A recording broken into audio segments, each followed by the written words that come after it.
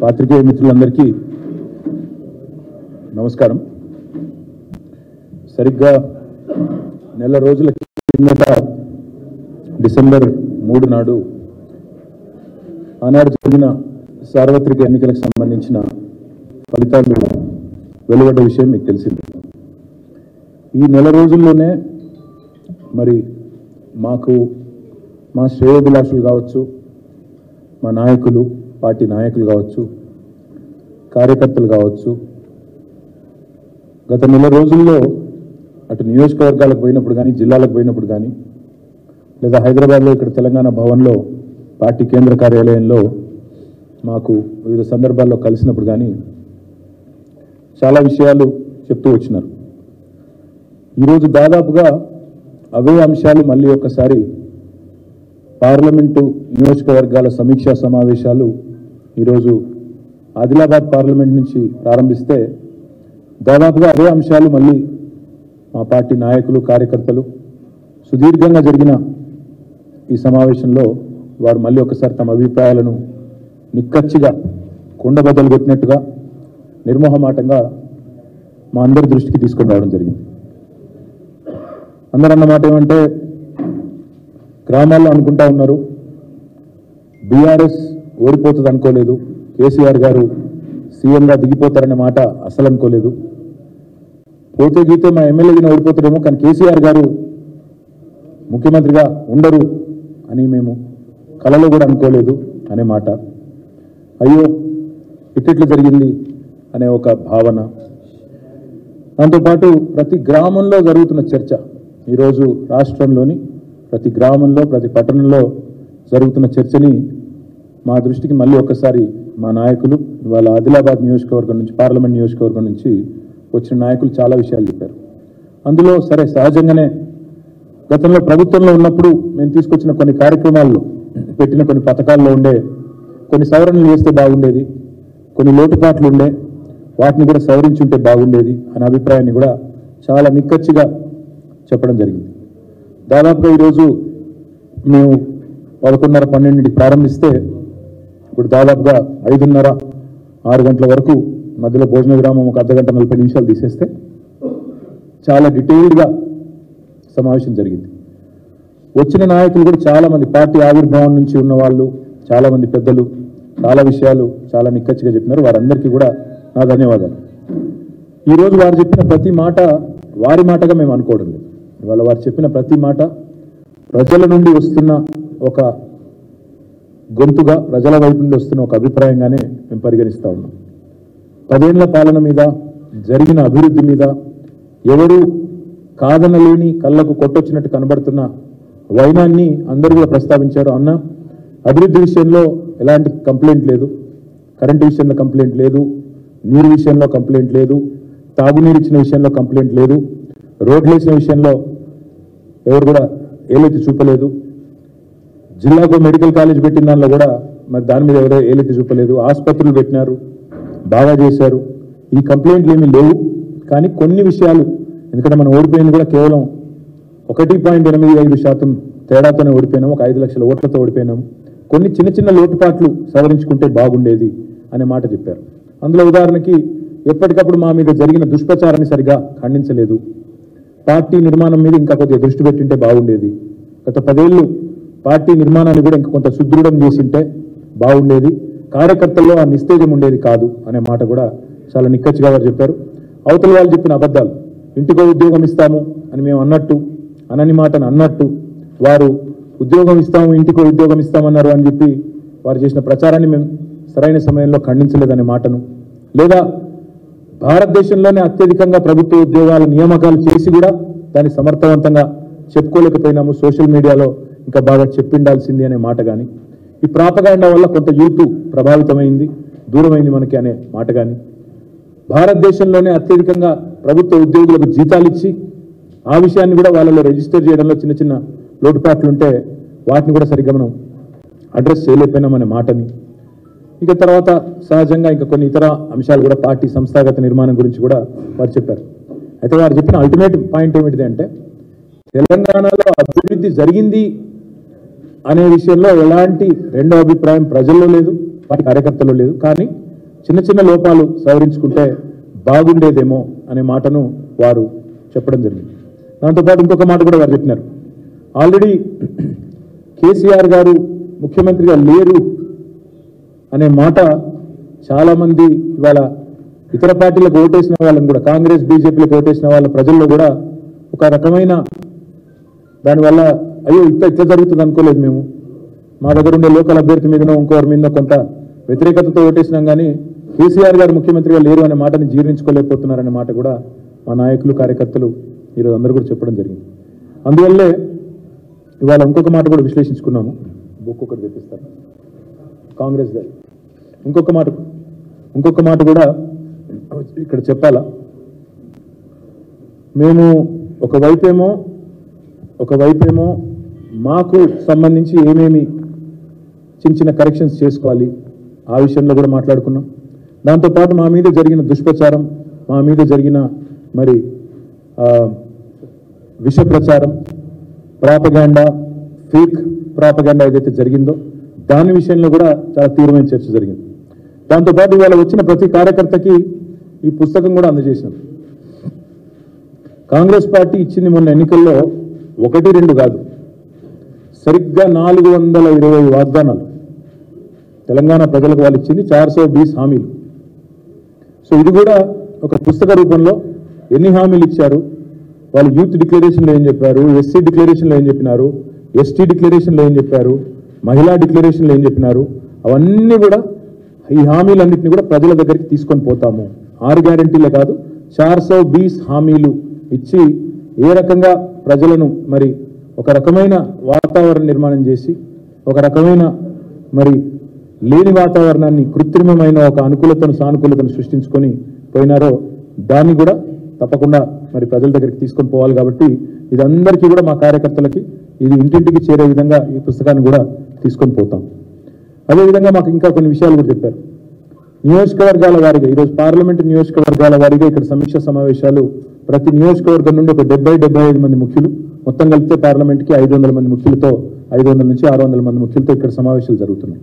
తదనంతరం ఫాలోఅప్గా మరి ఎందుకంటే ఈ సమావేశాలు 17 నియోజకవర్గాల్లో కూడా జరుగుతాయి కాబట్టి రాబోయే సంక్రాంతి తర్వాత కూడా ఇంకా ఒక 4-5 రోజులు ఈ మీటింగ్లు కొనసాగుతాయి.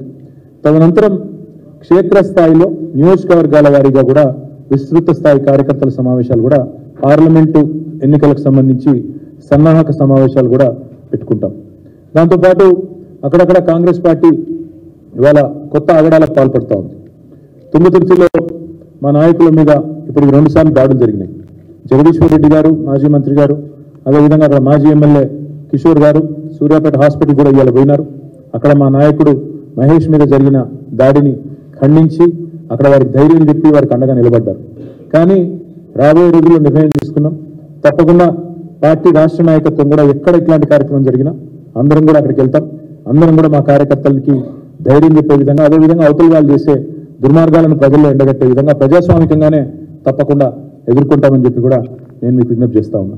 దాంతోపాటు ఇవాళ నిజానికి మా వాళ్ళు ఎవ్వరు కూడా మేము అనుకున్నాను, నేను వ్యక్తిగతంగా అనుకున్నాను మా వాళ్ళు మనకు కొద్దిగా డిమారలైజ్ అయినారేమో అని, కానీ చూస్తే మాత్రం చాలా ఉత్సాహంగా ఉన్నారు. వాళ్ళు చెప్తున్న మాట మాకు తప్పకుండా పార్లమెంట్లో బ్రహ్మాండమైన ఫలితాలు వస్తాయి. ఎందుకంటే స్వల్పమైన మరి తేడా వచ్చింది తప్ప ఏమీ లేదు.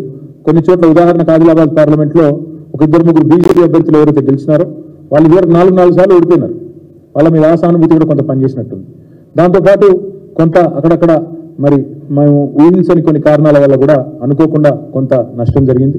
ఆ విషయాన్ని కూడా ఈరోజు మా నాయకులు మా దృష్టికి కూడా తీసుకుని వచ్చినారు. ఆ విషయంలో కూడా తప్పకుండా కొన్ని మార్పులు చేర్పులు కూడా చేసుకుంటాం. అయితే ప్రధానంగా ఇవాళ చర్చించిన మాట ఏంది అంటే, అంశం ఏంది అంటే, మొత్తం 5 గంటల 6 గంటల మీటింగ్లో ప్రధానంగా మేము అందరం కూడా మాట్లాడుకున్నది, నాయకులు అందరం కూడా ఏమంటే, అసలు బీఆర్ఎస్ ఎంపీలను ఎందుకు గెలిపించాలి ప్రజలు, ఏ కారణం చేత బీఆర్ఎస్ ఎంపీలకు ఓటేయాలి, ఎందుకు గెలిపించాలి. బీఆర్ఎస్ ఎంపీలను ఎందుకు గెలిపించాలి అంటే, తెలంగాణ బలం, తెలంగాణ గలం, తెలంగాణ దళం పార్లమెంట్లో ఉండాలి అంటే, తెలంగాణ అన్న మాట అక్కడ ధైర్యంగా ఉచ్చరించబడాలి అంటే, తెలంగాణ ప్రయోజనాల కోసం రాజీ లేకుండా కొట్లాడాలి అంటే, తెలంగాణ ప్రయోజనాల కోసం పేగులు దిగేదాకా అవసరమైతే నిలబడాలి అంటే, కలబడాలి అంటే ప్రభుత్వంతో, కేంద్ర ప్రభుత్వంతో అది సాధ్యమయ్యేది కేవలం ఒక బీఆర్ఎస్కే తప్ప కాంగ్రెస్ పార్టీకో బీజేపీకో ఎంత మాత్రం కూడా కాదు. తెలంగాణ ప్రయోజనాలకు శ్రీరామ రక్ష బీఆర్ఎస్, తెలంగాణ ప్రయోజనాలకు ఏకైక ప్రతినిధి బీఆర్ఎస్. ఈ విషయంలో ఎవరికి రెండో అభిప్రాయం కూడా ఉండాల్సిన అవసరం లేదు. ఎందుకంటే గత 10 సంవత్సరాల మా కార్యాచరణ చూస్తే పార్లమెంటులో తెలంగాణ అనే మాట ప్రతిధ్వనించింది ప్రతి సందర్భంలో అంటే దానికి కారణం మా ఎంపీలు, మా బీఆర్ఎస్ నాయకులు. ఢిల్లీలో తెలంగాణ వాయిస్ అంటే బీఆర్ఎస్ అనే మాట అందరికీ తెలుసు. ఇవాళ కాంగ్రెస్ కానీ బీజేపీ కానీ మరి అన్ని రాష్ట్రాల్లో ఇది ఒక రాష్ట్రంగా చూస్తాయి, కానీ మాకు ఇది ఎపి సెంటర్. మేము కూడా ఇతర రాష్ట్రాలకు విస్తరించాలనే ఆకాంక్ష ఉన్నప్పటికీ మాకు మా న్యూక్లియస్, మా ప్రధాన కేంద్రము అల్టిమేట్గా హైదరాబాద్, అల్టిమేట్గా తెలంగాణ. కాబట్టి మా మెయిన్ ఎజెండానే మాకు తెలంగాణ. కాబట్టి తెలంగాణ కోసం, తెలంగాణ సమస్యలపైన, తెలంగాణ వాటాలపైన, తెలంగాణ హక్కుల కోసం ప్రత్యేకంగా పోరాడగలిగేది, బలంగా కృషి చేయగలిగేది ఒక బీఆర్ఎస్ మాత్రమే అనే మాటను అందుకే అంటా ఉన్న తెలంగాణ గలం, తెలంగాణ బలం, తెలంగాణ దళం బీఆర్ఎస్. అందుకే పార్లమెంటులో తప్పకుండా ప్రశ్నించాలన్నా, ఏ అంశాన్ని లేవనెత్తాలన్నా కేవలం అది చేయగలిగేది, పోరాడగలిగేది ఒక బీఆర్ఎస్ మాత్రమే అనే మాటను కూడా నేను రాష్ట్ర ప్రజలకు కూడా విజ్ఞప్తి చేస్తా ఉన్నా. ప్రతి రాష్ట్రానికి భారతదేశంలో ఒక ప్రత్యేకమైన రాజకీయ అస్తిత్వం ఉంటుంది. ప్రతి పార్టీకి ఒక ప్రత్యేకమైన అస్తిత్వం కూడా ఉంటుంది. ఆ రాష్ట్రానికి గుర్తింపును, గౌరవాన్ని తెచ్చే ఒక లీడర్ ప్రతి రాష్ట్రానికి కూడా ఉంటారు. సొంత బలంతో, గట్టి గలంతో మాట్లాడే సత్తా ఉన్న నాయకులు భారతదేశంలో ప్రతి రాష్ట్రంలో ఉన్నారు. అట్లా ఉన్నప్పుడే ఆ రాష్ట్రానికి విలువ ఉంటుంది. ఉదాహరణకి బెంగాల్ అనగానే మనకు గుర్తొచ్చేది ఎవరు? మమతా బెనర్జీ గారు. బెంగాల్కి భేటీ అనగానే ఇవాళ మమతా బెనర్జీ గారు, దీదీగా పిలువబడే మమతా బెనర్జీ గారే గుర్తొస్తారు. తమిళనాడు అనగానే గుర్తొచ్చేది ఇవాళ ఒక డిఎంకే, ఒక స్టాలిన్ గారు, లేదా అన్నా డిఎంకే పార్టీ గుర్తొస్తుంది.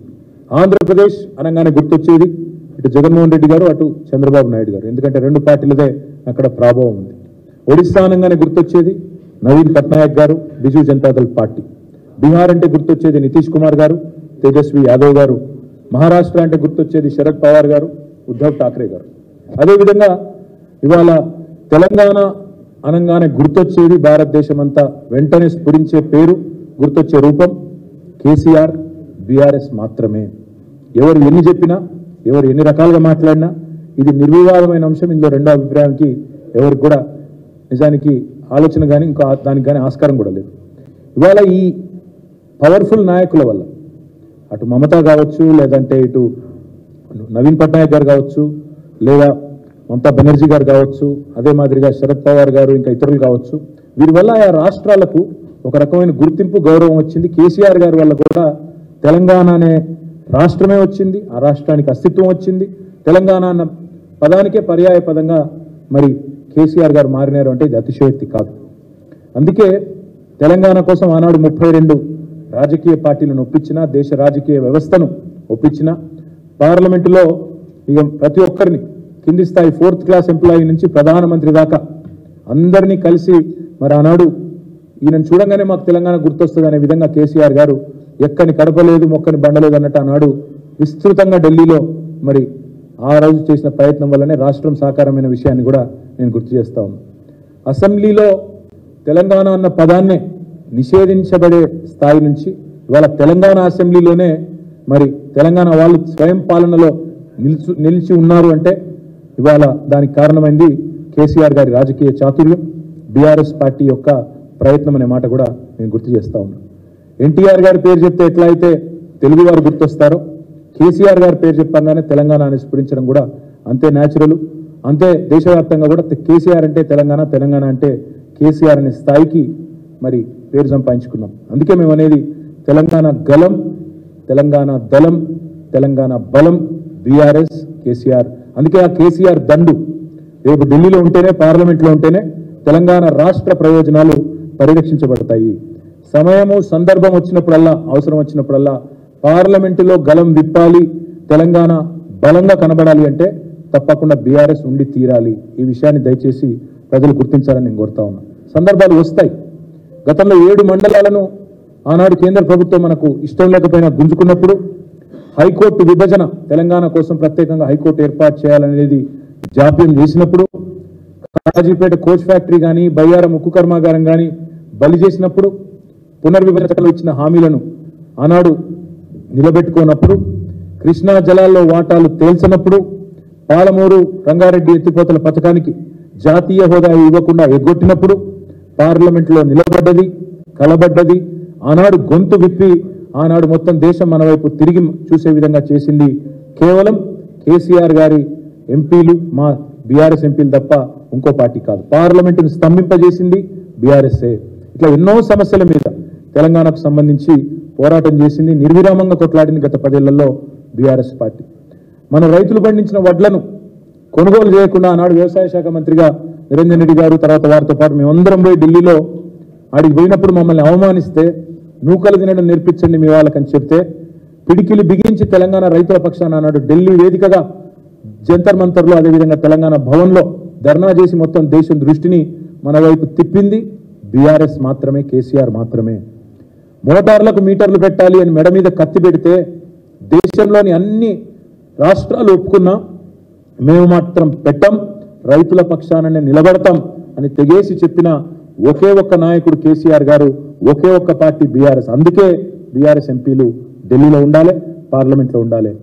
సింగరేణిని వేలం వేస్తాం, ప్రైవేటు పరం చేస్తాం, సింగరేణిని కూడబెడతాం, అమ్మేస్తాం అని చెప్పి కేంద్ర ప్రభుత్వం తెగించినప్పుడు మనకు బొగ్గు బ్లాక్లు ఇవ్వకుండా ఆక్షన్లో పెడితే అడ్డుకున్న ఒకే ఒక్క పార్టీ, గొంతు విప్పిన ఒకే ఒక్క పార్టీ, గర్జించిన ఒకే ఒక్క పార్టీ బీఆర్ఎస్ మాత్రమే, గర్జించిన నాయకుడు కేసీఆర్ గారు మాత్రమే అనే మాట నేను మీకు విజ్ఞప్తి చేస్తా ఉన్నా. ఇట్లా ఎన్నో సందర్భాలు, అది రాష్ట్రం యొక్క నీటి వాటాలు కావచ్చు, రాష్ట్రం యొక్క వనరులు కావచ్చు, రాష్ట్రంలో ఉండే మరి ఇచ్చిన హామీలు కావచ్చు, వీటన్నింటి విషయంలో మనం బలంగా మాట్లాడాలి, మన గలం విప్పాలి అంటే అది కాంగ్రెస్ బీజేపీల వల్ల కాదు. ఎందుకంటే వాళ్ళు జాతీయ పార్టీలుగా సహజంగానే వాళ్ళకి ఎట్టుంటుందంటే ప్రత్యేకంగా వాళ్ళకి తెలంగాణ మీద ప్రేమ ఉండదు. పార్లమెంట్లో ప్రత్యేకంగా ఎన్నడన్నా రాహుల్ గాంధీ ఒక్కరోజన్న రాహుల్ గాంధీ లేదా తెలంగాణ కాంగ్రెస్ ఎంపీలు ఒక్కరోజన్న ఒక్క పూటనన్న తెలంగాణ గురించి మాట్లాడిన పరిస్థితున్నదా? ఎప్పుడన్నా ఉంటే ఇంకా కేసీఆర్ గారిని బద్నాం చేయాలనే ప్రయత్నం, తెలంగాణను చిన్నగా చేసి చూపెట్టాలనే ప్రయత్నమే చేసిండ్రు తప్ప రద్దు చేసిన ఐటీఐఆర్ గురించి ప్రశ్నించలేదు, తెలంగాణకు న్యాయబద్ధంగా రావాల్సిన హక్కుల గురించి మాట్లాడలేదు, తెలంగాణకు ఇవి కావాలి అవి రావాలి అని ఎన్నడన్నా రాహుల్ గాంధీ కానీ నరేంద్ర మోడీ గారు కానీ మాట్లాడినరా? ఒక్కసారి గుర్తు తెచ్చుకోండి. పార్లమెంట్లో బీఆర్ఎస్ ఎంపీల దళం లేకపోతే, తెలంగాణ పార్టీకి బలం లేకపోతే తెలంగాణ పలుకుబడి ఢిల్లీలో పడిపోదా? దయచేసి ఆలోచించండి. మన గలం ఉండదు, మన బలం ఉండదు, మళ్ళీ మనం అనామకులుగా ఎట్లయితే ఆనాడు తెలంగాణ పదాన్ని శాసనసభలో నిషేధించినారో రేపు పార్లమెంట్లో కూడా తెలంగాణ అన్న పదమే వినబడకుండా పోయే ప్రమాదం ఉంటుంది బీఆర్ఎస్ లేకపోతే. ఇది కూడా రాష్ట్ర ప్రజలు గుర్తెరగాలని చెప్పి కూడా నేను కోరుతా ఉన్నా. ఇంకొక మాట కూడా, ఇతర రాష్ట్రాల్లో మరి వాళ్ళందరూ వాళ్ళ రాష్ట్ర ప్రయోజనాల కోసమేమో కలిసికట్టుగా పోరాడతారు. ఇక్కడ రాజకీయంగా ఎన్ని వైరుధ్యాలు ఉన్నా తమిళనాడులో మళ్ళీ తమిళనాడు రాష్ట్ర ప్రయోజనాల విషయానికి వస్తే ఎంపీలందరూ ఒకటవుతారు. కానీ దురదృష్టం తెలంగాణలో ఆ పరిస్థితి లేదు. తెలంగాణలో ఇక్కడున్న కాంగ్రెస్ నాయకులు, బీజేపీ నాయకులు ఇద్దరు కూడా ఒక అలవాటుగా మారిపోయింది. తెలంగాణ రాష్ట్రం అంటే ఇక్కడ ఏమన్నా మంచి జరిగితే మొత్తం క్రెడిట్ అంతా కేసీఆర్కే పోతుంది కాబట్టి ఎట్లన్నా ఈ రాష్ట్రానికి ఏమైనా రాకపోయినా లేదా ఈ రాష్ట్రానికి ఏమైనా నష్టం జరిగినా పర్వాలేదు కానీ తెలంగాణ మాత్రం ముందుకు పోవద్దు అన్నట్టు ఎన్నడూ తెలంగాణ జెండాను కానీ ఎజెండాను కానీ పార్లమెంట్లో కాంగ్రెస్ కానీ బీజేపీ కానీ ప్రస్తావించిన పాపాన గత 10 ఏళ్లలో పోలేదు. ఇది వాస్తవం. పార్లమెంటరీ పార్టీ మీటింగులు జరుగుతాయి, ప్రతి పార్టీ, కాంగ్రెస్ పార్టీకి జరుగుతుంది, బీజేపీకి జరుగుతుంది. ఎన్నడన్నా ఒక్కరోజు గత 10 ఏళ్లలో వాళ్ళ పార్లమెంటరీ పార్టీ మీటింగ్లో తెలంగాణ అన్న పదం వినబడ్డదా? దయచేసి ఒకసారి ఆలోచించాలని చెప్పి కూడా నేను కోరుతా ఉన్నాను. తెలంగాణకు న్యాయంగా దక్కాల్సినవి దక్కనప్పుడు, అన్యాయం జరిగినప్పుడు అడిగేది, ప్రశ్నించేది, కలబడేది, నిలబడేది మళ్ళీ కేసీఆర్ గలం మాత్రమే, బీఆర్ఎస్ దళం మాత్రమే, వినబడేది మళ్ళీ కేసీఆర్ గలం మాత్రమే అనే మాట నేను అందుకే మీకు విజ్ఞప్తి చేసేది. రేపు బీఆర్ఎస్ ఎంపీలు ఉండకపోతే పార్లమెంట్లో తెలంగాణ అన్న పదమే మాయమయ్యే ప్రమాదం ఉన్నది. దయచేసి గుర్తుంచుకోవాలని చెప్పి కూడా నేను కోరుతా ఉన్నా. కేంద్ర ప్రభుత్వాలు మీకు తెలుసు, ఇప్పుడు మీరు గమనిస్తూ ఉంటే ఒక విచిత్రమైన పరిస్థితి రాష్ట్రంలో. బండి సంజయ్ గారు రేవంత్ రెడ్డి పొగుడుతూ ఉన్నారు.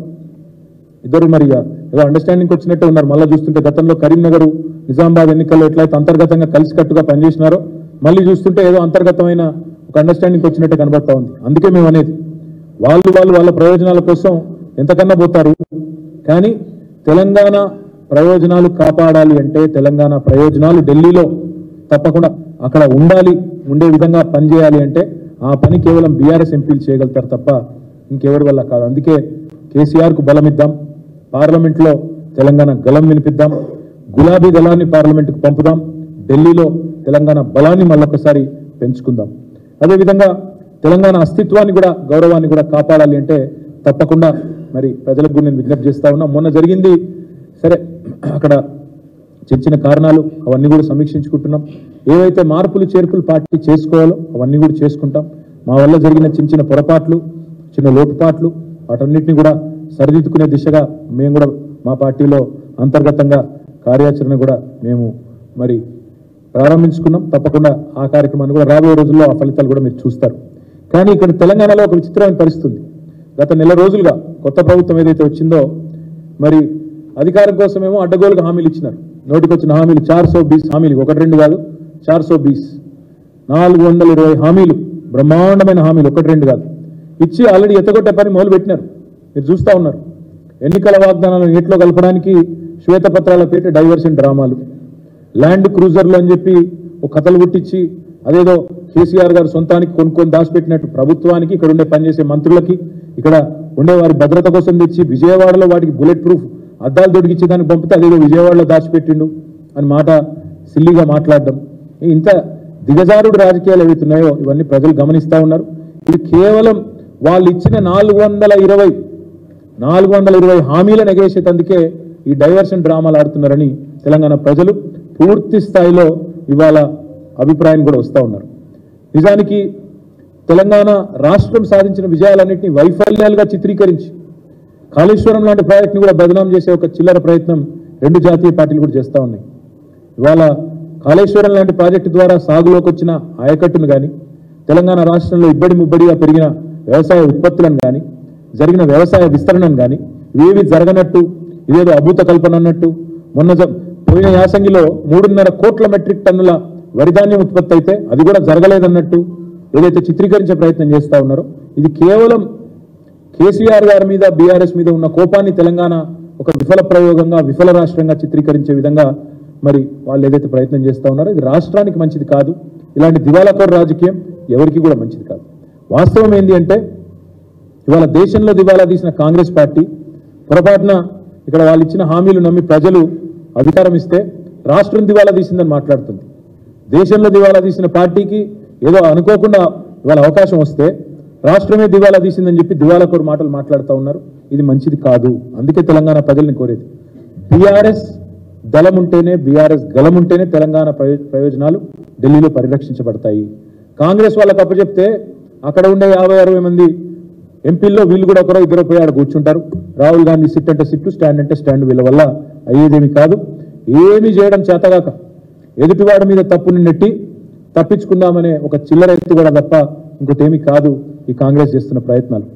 అబద్ధాలు, అసత్యాలు, అర్ధసత్యాలు అన్నిటినీ పోగేసి అప్పులని, తప్పులని, ఆర్థిక స్థితి బాగలేదని, కరెంటు మీద, కాళేశ్వరం మీద పిచ్చి ప్రేలాపనలు వెళ్తా ఉన్నారు. ఏవైతే వెళ్తా ఉన్నారు ఇవన్నీ ప్రజల దృష్టికి కూడా వచ్చినాయి. ప్రజలు ఇవాళ మా కార్యకర్తలు చెప్తా ఉన్నారు, మా నాయకులు చెప్తా ఉన్నారు, సార్ చర్చ జరుగుతోంది, క్షేత్రంలో చర్చ జరుగుతోంది, 500 బోనస్ ఏమైంది అనే చర్చ ప్రారంభమైంది. కేసీఆర్ ఉన్నప్పుడు రైతు బంధు బ్రహ్మాండంగా పడుతుండే, వారం రోజుల లోపలనే పడుతుండే, ఇవాళ అతి లేదు గతి లేదు, ఇంతవరకు రైతు బంధు ఏమవుతుందో అడ్రస్ లేదు అనే మాట మాట్లాడుతూ ఉన్నారని చెప్పి మా కార్యకర్తలు, మా నాయకులే చెప్తా ఉన్నారు. కేసీఆర్ ఉన్నప్పుడు ప్రతిరోజు విడుదల చేస్తుండే, ఎంత పడ్డది ఈరోజు రైతు బంధు, ఎన్ని వందల ఎకరాలకు పడ్డది, ఇవాళ ఎన్ని లక్షల మంది రైతులకు పోయింది రైతు బంధు అని చెప్పి వారం రోజుల్లో కంప్లీట్ చేస్తుండే. వీళ్ళు వచ్చిన తర్వాత ఆ ముఖ్యమంత్రి గారు మాట్లాడే మాటలు వింటుంటే ప్రజలు నవ్వుకుంటున్నారు అనే మాట కూడా మా నాయకులు, కార్యకర్తలు చెప్తా ఉన్నారు. ఆయన ఎంత హాస్యాస్పదంగా మొన్న చెప్పినారో ఒక మా నాయకుడు వివరించి చెప్తా ఉండే. డిసెంబర్లో స్టార్ట్ అయ్యి మార్చి దాకా వేస్తుండే రైతు బంధు పోయిన ప్రభుత్వం అని రేవంత్ రెడ్డి చెప్తుంటే రైతులు నవ్వుకుంటున్నారు. ఎందుకంటే 12 సార్లు, ఒకసారి కాదు 2 సార్లు కాదు, 12 సార్లు వారం రోజుల్లోనే 7,000 కోట్లు జమ చేసిన నాయకుడు కేసీఆర్ గారు రైతుల ఖాతాల్లో. అట్లాంటి కేసీఆర్ గారి గురించి చిల్లరమల్లర మాటలు మాట్లాడితే ముఖ్యమంత్రి స్థాయి వ్యక్తి ప్రజలు ఏమనుకుంటారు, రైతులు నవ్వుకుంటారన్న సోయి లేకుండా మాట్లాడితే ప్రజలకు వాస్తవాలు తెలుసు అన్న విషయాన్ని కూడా విస్మరిస్తే ఎట్లా అని చెప్పి మా నాయకులు కార్యకర్తలు ఇవాళ ఆదిలాబాద్ నుంచి వచ్చిన వాళ్ళే ఈరోజు చెప్తా ఉన్నారు. సొంత రాష్ట్ర పరపతిని తగ్గించే విధంగా, ఇవాళ పలుకుబడిని పలుచన చేసే విధంగా వితండవాదాలు, వింత వాదనలు, పనికిమాలిన అంశాలు తెర మీదకి తీసుకొచ్చి అదేదో జరిగిపోయింది, తప్పు జరిగినట్టు ల్యాండ్ క్రూజర్లని పనికిమాలిన మాటలు మాట్లాడి ఇవాళ చేయాల్సినవి చేయకుండా తెలంగాణ బ్రాండ్ ఇమేజ్ దెబ్బతీసే ప్రయత్నం ఏదైతే కాంగ్రెస్ చేస్తున్నదో దాన్ని బట్టి అర్థం చేసుకోవచ్చు వాళ్ళ రాజకీయ ఆలోచన ఎంత వికృతమైందో. అవసరమైతే స్వప్రయోజనాల కోసం, రాజకీయ ప్రయోజనం కోసం తెలంగాణ బ్రాండ్ ఇమేజ్ని కూడా దెబ్బతీసే ప్రయత్నం ఏదైతే వాళ్ళు చేస్తున్నారో, వాళ్ళు ఒకటే అనుకుంటున్నారు కాంగ్రెస్ వాళ్ళు, అబద్ధాలనే అస్త్రంగా వాడుకుని ఎన్నికలు గెలిచినాం, మళ్ళీ అదే అబద్ధాలతో డైవర్షన్ టాక్టిక్స్తో పరిపాలన కూడా నెట్టుకొస్తాం, ప్రజలు మర్చిపోతారేమో అనుకుంటున్నారు. మేము మాత్రం మర్చిపోనీయం ప్రజలను.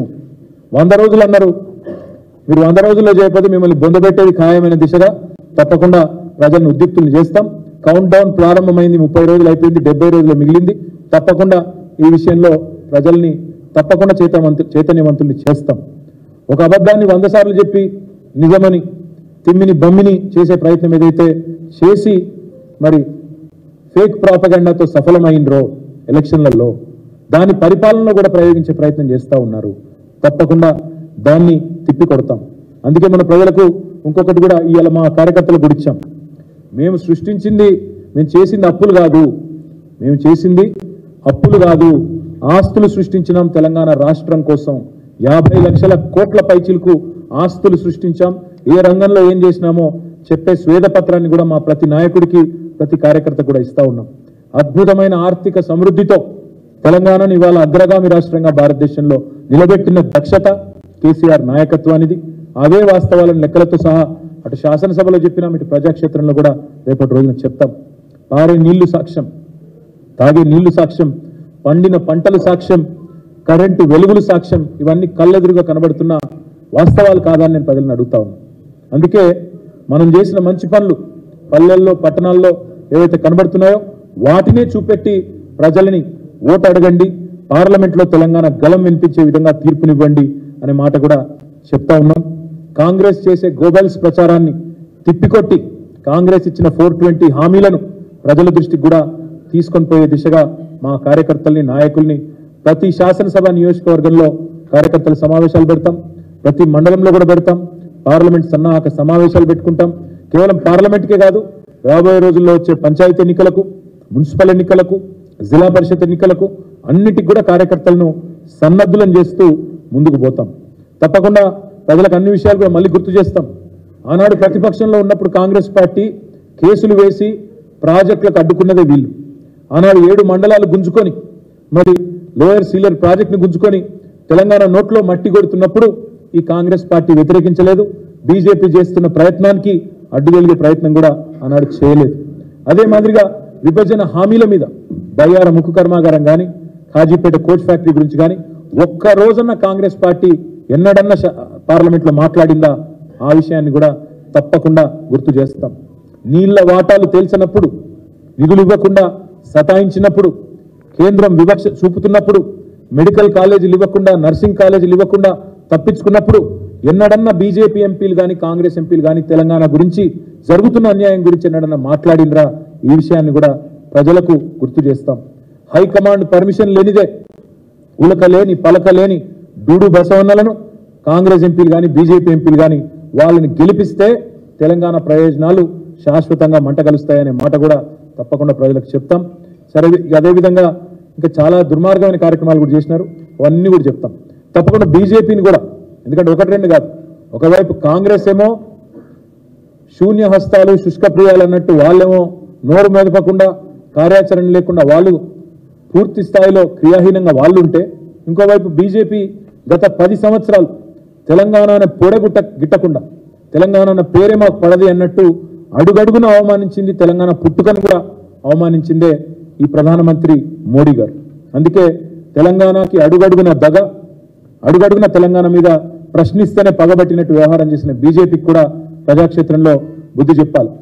పురిట్లోనే ఆనాడు తొలిద్రోహం చేసి 7 మండలాలు గుంజుకొని, విద్యుత్ ప్రాజెక్టులు గుంజుకొని, అక్కడి నుంచి మొత్తం ద్రోహాలు, దోకాల పరంపరను ప్రారంభించిందే బీజేపీ. విభజన హామీలు నెరవేర్చింది బీజేపీ. నీతి ఆయోగ్ 24,000 కోట్లు ఇవ్వండి మిషన్ భగీరథకి, మిషన్ కాకతీయకి అని చెప్పినా ఒక్క పైసా ఇయ్యనిది బీజేపీ. అదేవిధంగా కాజీపేట కోచ్ ఫ్యాక్టరీని కథం పట్టించింది బీజేపీ. గిరిజన యూనివర్సిటీని ఏళ్ల పాటు పెండింగ్లో పెట్టి మొన్న ఎన్నికల కోసం అని చెప్పి మొన్న ఏదో బయటికి తీసుకొచ్చినట్టు చేసి యాక్టింగ్ చేస్తున్నది బీజేపీ. ఆదివాసీ బిడ్డలకు, గిరిజన బిడ్డలకు అన్యాయం చేసిందే బీజేపీ. ఒక్క నవోదయ పాఠశాల ఇవ్వకుండా, ఒక్క కస్తూర్బా విద్యాలయం ఇవ్వకుండా ఈ 9.5 ఏళ్లు తెలంగాణ విద్యార్థులను సతాయించిందే బీజేపీ. ఐటీఐఆర్ను రద్దు చేసి తెలంగాణ యువత నోట్లో మట్టి కొట్టింది బీజేపీ. కృష్ణా జలాల్లో వాటా తేల్చకుండా, ఒక్క ప్రాజెక్టు జాతీయ హోదా ఇవ్వకుండా, కనీసం ట్రిబ్యునల్ కూడా నీటి వాటాల పంపిణీ తేల్చకుండా తెలంగాణ రైతుల నోట్లో మట్టి కొట్టింది బీజేపీ. జాతీయ హోదా ఇవ్వకుండా మట్టి కొట్టింది బీజేపీ. రైతుల మోటార్లకు మీటర్లు పెట్టాలని చెప్పి మెడ మీద కత్తి పెట్టిందే తెలంగాణ రైతాంగం మీద పగబట్టిందే బీజేపీ. బొగ్గు బాయిల్ని వేలమేసి సిరివెలుగుల సింగరేణిని చీకట్లోకి నెట్టాలని ప్రయత్నం చేసిందే బీజేపీ. ఆదిలాబాద్లో సిమెంట్ కార్పొరేషన్ ఆఫ్ ఇండియాను తెరుస్తామని చెప్పి అమిత్ షా స్వయంగా వచ్చి నమ్మబలికి తుక్కు కింద అమ్మేసింది ఇదే బీజేపీ ప్రభుత్వం. వడ్లు కొనకుండా తిప్పలు పెట్టి నూకలు తినమని చెప్పి అవమానించింది బీజేపీ. ఇంకా చెప్పాలంటే చాలా ఉన్నాయి. హైదరాబాద్లో మెట్రోకు నయా పైసం సాయం చేయలేదు. 157 మెడికల్ కాలేజీలు దేశంలో ఇచ్చినా ఒక్కటి మనకి ఇయ్యలేదు. ఒక్క నవోదయ పాఠశాల ఇయ్యలేదు. ఇక అందుకే మేము చెప్పేది మత విద్వేషం తప్ప చేసిన మంచి పని ఒక్కటి కూడా లేదు. అందుకే మేము ఈ రాష్ట్ర ప్రజలని చేసే విజ్ఞప్తి ఒకటే, మోడీతో పోరాడాలంటే, మోడీతో ఢీ కొట్టాలంటే దమ్మున్న నాయకుడు కావాలి. ఆ నాయకుడు కేసీఆర్ గారు. మొత్తం దేశంలోని అన్ని పార్టీలు మరి మాట్లాడినప్పుడు కూడా ఆనాడు పౌరసత్వ సవరణ బిల్లును, సిటిజన్ అమెండ్మెంట్ యాక్ట్ను నిర్ద్వందంగా వ్యతిరేకించింది బీఆర్ఎస్. మొన్న యూనిఫామ్ సివిల్ కోడ్ అన్న ప్రస్తావన వస్తే పూర్తి స్థాయిలో దాన్ని తిరస్కరించింది బీఆర్ఎస్. మోడీ సర్కారు నల్ల చట్టాలు తెచ్చి వ్యవసాయానికి పూర్తి స్థాయి ఒక ద్రోహం చేసే ప్రయత్నం చేసి రైతుల మెడ మీద కత్తి పెడితే ఆనాడు ఆ 3 నల్ల చట్టాలను వ్యతిరేకిస్తూ పార్లమెంటులో ఓటు వేసింది బీఆర్ఎస్. ఎన్నో సందర్భాల్లో ఈ వికృత విద్వేష రాజకీయాలను, మతం పేరిట జరిగే ప్రయత్నాలను నిర్ద్వందంగా అడ్డుకున్నది బీఆర్ఎస్. మోడీని ఢీకొన్నది బీఆర్ఎస్. అందుకే తెలంగాణ ప్రజలకు మేము చేసే విజ్ఞప్తి, తెలంగాణ గలం, తెలంగాణ దళం, తెలంగాణ బలం కేసీఆర్ గారి టీం. అందుకే ఈ పార్టీ ఖచ్చితంగా ఎంపీలు అక్కడ ఉంటేనే మన ప్రయోజనాలు పరిరక్షించబడతాయి. 2 జాతీయ పార్టీలు కూడా అవసరమైతే కుమ్మక్కై రాజకీయం చేస్తాయి. అవసరమైతే అండర్స్టాండింగ్ కూడా వచ్చినా ఆశ్చర్యం లేదు. పోయినసారి కరీంనగర్లో, నిజామాబాద్లో ఇంకా చాలా చోట్ల ప్రయత్నాలు చేసినారు. ఈసారి కూడా నేను గుర్తు చేస్తా ఉన్నా మీకు, ఈసారి శాసనసభ ఎన్నికల్లో కూడా బీజేపీ అభ్యర్థులను ఓడగొట్టింది ఎవరండి? బండి సంజయ్ని ఓడించింది బీఆర్ఎస్ కాదా? అరవింద్ ధర్మపురిని ఓడించింది బీఆర్ఎస్ కాదా? రాజాసింగ్ను దాదాపు ఓడించినంత పనిచేసింది బీఆర్ఎస్ కాదా? ఈటెల రాజేందర్ గారిని ఓడించింది బీఆర్ఎస్ కాదా? ఎవరైతే బీజేపీ గట్టి నాయకులు అని చెప్పుకుంటూ ఉన్నారో, ఎవరైతే బీజేపీకి పెద్ద పెద్ద గండరలు అని చెప్పుకున్నారో, మా దెబ్బకు జడిసే కదా మొన్న కిషన్ రెడ్డి గారు పోటీ చేయలే అంబర్పేట నుంచి. పోయినసారి ఆయన నొడగొట్టింది బీఆర్ఎస్ కాదా? ఈసారి తప్పించుకొని పారిపోలేదా కిషన్ రెడ్డి గారు?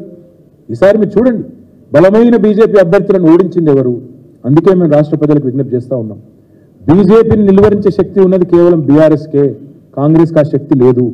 అందుకే మేము కోరేది, రేపు పార్లమెంట్లో కూడా తెలంగాణ వాణి ఉండాలి, బలం ఉండాలి, గలం ఉండాలంటే అది బీఆర్ఎస్ వల్ల అవుతుంది తప్ప ఇంకోరి వల్ల కాదు. ఈ మీటింగ్ ఈరోజు మొదటిది. ఈ మెటీరియల్ మేము ప్రతి నాయకుడికి ఇస్తాము, ప్రతి ప్రజలకు కూడా ఇది చేరవేస్తాం. మొత్తంగా చేరవేసి తప్పకుండా మరి ఈరోజు మొదటి సమావేశం, ఇంకా 16 సమావేశాలు ఉంటాయి. 16 రోజుల పాటు ఇవి కొనసాగుతాయి. సంపూర్ణంగా మొత్తం సమీక్ష అయిన తర్వాత, ఎందుకంటే ఇవాళ మొదటి రోజు వచ్చిన మా ఆదిలాబాద్ నాయకులందరూ కూడా మళ్ళీ తిరిగి పాపం వాళ్ళు బెజ్జూర్ దాకా, దహగాం దాకా, అక్కడ ఆదిలాబాదు బేలా దాకా, జైనత్ దాకా చాలా దూరం పోవాలి కాబట్టి 350 కిలోమీటర్లు పోవాలి కాబట్టి వారికి తొందరగా పంపించే ప్రయత్నం చేసినాం. రేపు కరీంనగర్ ఉంది, ఇంకా తదుపరి వరుసగా పార్లమెంట్ నియోజకవర్గాల వారీగా సమావేశాలు ఉన్నాయి. బహుశా జనవరి 22-23 తారీఖు వరకు ఈ సమీక్షా సమావేశాలు అయిపోతాయి. అయిపోయిన తర్వాత మా తదుపరి కార్యాచరణ మొత్తం, అంటే శాసనసభ నియోజకవర్గాల వారీగా సమావేశాలు ఎప్పుడు ఉంటాయి, అభ్యర్థుల ప్రకటన ఎప్పుడు ఉంటుంది, దానికి కేసీఆర్ గారు కూడా ఇప్పుడిప్పుడే కోలుకుంటా ఉన్నారు. ఇంకా ఒక 4 వారాలు వారికి పడుతుండొచ్చు, 4 నుంచి 5-6 వారాలు పడుతుండొచ్చు మళ్ళీ తిరిగి ఇక్కడ ఆఫీస్కి వచ్చి కూర్చొని పనిచేసే పరిస్థితి రావాలంటే. కేసీఆర్ గారు కూడా ఏం చెప్పారంటే, మాకు ఇవాళ ఈ మీటింగ్లో మా నాయకులకు కూడా చెప్పమన్నది, ఈ రోజు ఎట్లా అయితే అందరిని పిలిచి మాట్లాడుకొని మనం అన్ని విషయాలు చర్చించుకున్నాము, అభ్యర్థుల ఖరారు కూడా అదే పద్ధతుల్లో అందరిని పిలిచి వారి అభిప్రాయాలు తీసుకొని అందరి అభిప్రాయానికి అనుగుణంగా కార్యకర్తల ఆలోచనకు అనుగుణంగానే అభ్యర్థుల ఎంపికను కూడా తప్పకుండా చేస్తాము. మాకైతే సంపూర్ణమైన విశ్వాసం ఉంది. ఎందుకంటే ఇప్పుడు మొన్న వచ్చిన ఓటు శాతం కూడా మీరు చూస్తే దాదాపు 37% పైనే వచ్చింది. ఇంకా అప్పటికిప్పటికి చూస్తే ఈ ప్రభుత్వానికి ఆల్రెడీ రాష్ట్రంలో వ్యతిరేకత పెరిగింది. మా నాయకులు చెప్తా ఉన్నారు, కార్యకర్తలు చెప్తా ఉన్నారు.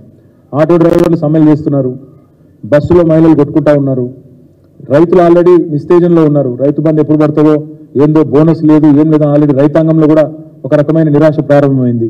కొత్తగా నాకు తెలిసి వీళ్ళకు పాజిటివ్గా ఒక కార్యక్రమం కూడా చేసిందేమీ లేదు.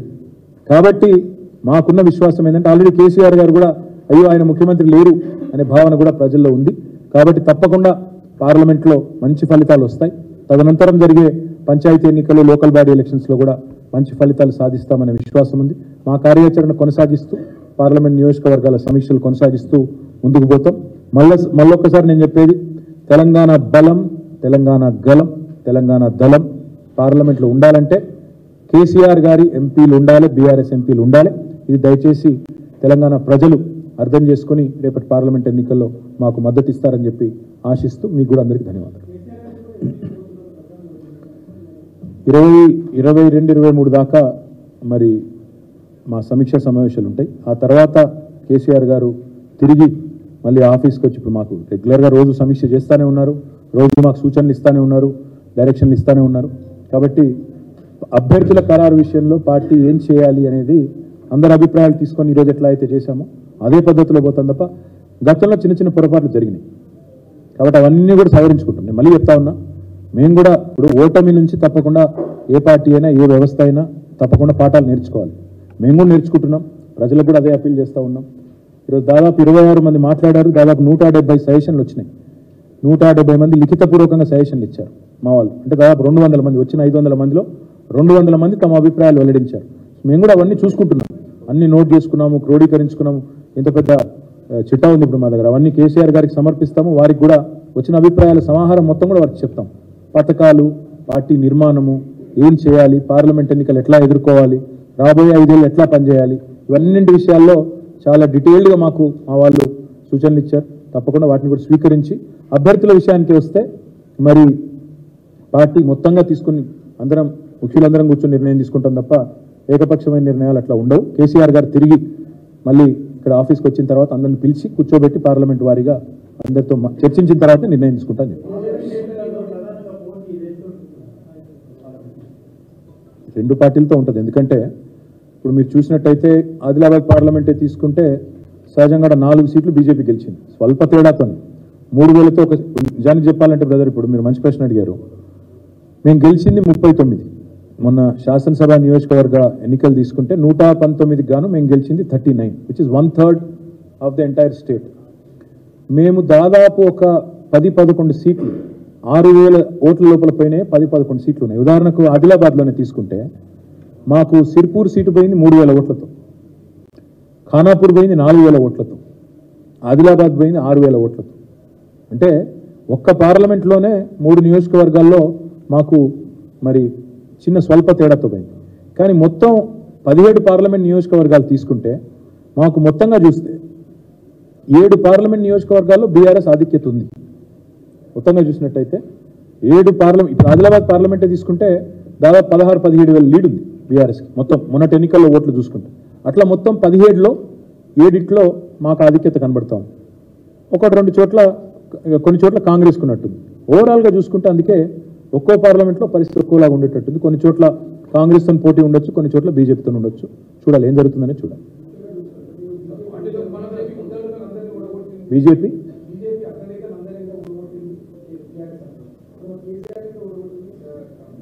ఎస్ అంటే మేము పోటీ పడుతున్నామని చెప్తున్నాం. నేనేమంటున్నా మీకు మళ్ళీ చెప్తున్నా. నేను ఇప్పుడు మీరు మంచి ప్రశ్న అడిగిన బ్రదర్. కేసీఆర్ గారు కామారెడ్డిలో ఓడిపోయినారు, ఆడ ఓడగొట్టింది బీజేపీ కదా అన్నారు. మేము అందుకే చెప్తున్నా, నేను బీజేపీ బీ టీమ్ అని ఈ ప్రచారం చిల్లర ప్రచారం కూడా చేసిండ్రు. మేము బీజేపీ వాళ్ళు ఓడగొట్టినాం, బీజేపీ వాళ్ళు మమ్మల్ని కూడా ఓడగొట్టింది. అది చెప్తున్నా నేను చెప్పే పాయింటే కాదు. పోటీ పడ్డాం, తలపడ్డాం, వాళ్ళని ఓడగొట్టినాం, వాళ్ళు మమ్మల్ని కామారెడ్డిలో ఒక దగ్గర గెలుపు సాధించిండ్రు. డెఫినెట్గా అట్లాంటి ఆదిలాబాద్లో గెలిచిండ్రు. గెలిపే కదా బ్రదర్, కాదని ఎట్లంటే నేను ఆదిలాబాద్లో గెలిచిండ్రు, నిజామాబాద్లో గెలిచిండ్రు, ఆర్మూర్లో గెలిచిండ్రు, వాళ్ళు 8 సీట్లు గెలిచిండ్రు. కాబట్టి ఈ బీ టీం అనే చిల్లర ప్రచారం అయితే చేసిండ్రో వాళ్ళ అగ్రనాయకులను మేము ఓడగొట్టినాం, మా అధినాయకుడిని వాళ్ళు కూడా కామారెడ్డిలో ఓడగొట్టారు. కాబట్టే ఈ బీ టీం అనే చిల్లర ప్రచారం ఏదైతే ఉందో ఇందులో అనుమాత్రం వాస్తవం లేదు. కాంగ్రెస్ చేసే చిల్లర ప్రచారాన్ని దయచేసి నమ్మవద్దు అని చెప్పి నేను ముఖ్యంగా మా మైనారిటీ సోదరులకు విజ్ఞప్తి చేస్తా ఉన్నాను.